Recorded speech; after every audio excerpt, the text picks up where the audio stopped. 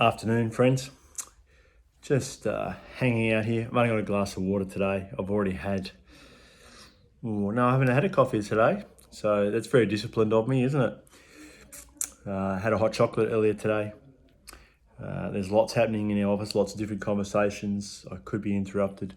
We'll see what happens. So I just thought I'd take the time. Look, there's a lot of information out there, isn't there? And I don't want to overwhelm you. I don't want to give you one more thing to watch, except to say I want to give us something positive to look at, and I want to try and give us a different perspective around this. You know, I'm sitting here and people are waiting for decisions to be made, and then once the decision's made, what does that look like for us? How do we do that well in a way that engages our community? I think I was reminded this morning and encouraged that disruption is the opportunity for renewal. They weren't my words. I wasn't told who wrote them, but that was came from Linda this morning. So yeah, it's fun, isn't it? But anyway, in the midst of this, I've been thinking about a couple of words. So here you go. And if you're not a follower of Jesus, you take it and you can use it how you like. There's a guy who writes to the early church, Paul, and then he writes to the church in Corinthians, and at one stage he says, take every thought captive and make it obedient to Christ. And there's a lot of thinking going on that's around fear, selfishness, greed even, me. And I know people need to be taking care of themselves. No doubt about that. I'm seeking to take care of my family. I've got a family as well and taken care of. Oh, but man, the hustle and the bustle and the fear. Where's our thinking given attention to? And who's it being obedient to?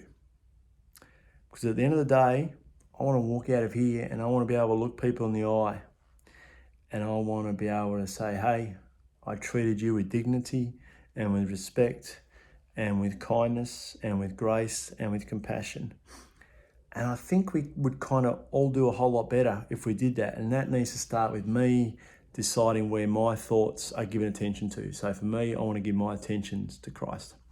The other verse that comes to mind is cast all your anxiety on him because he cares for you. That's in the letter to Peter.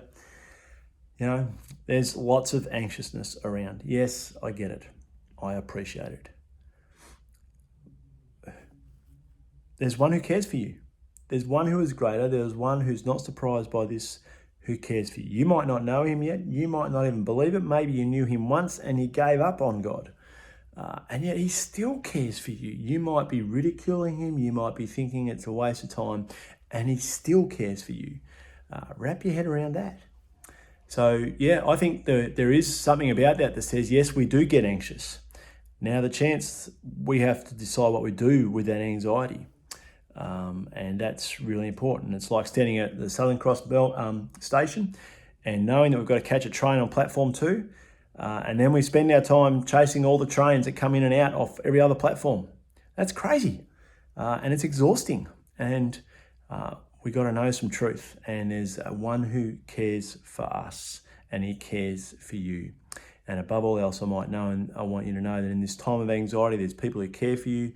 There is a God who cares for you, and we just want to just cheer you on and say that you're loved. And there is hope. There is hope, and there is renewal coming. Blessings, friends.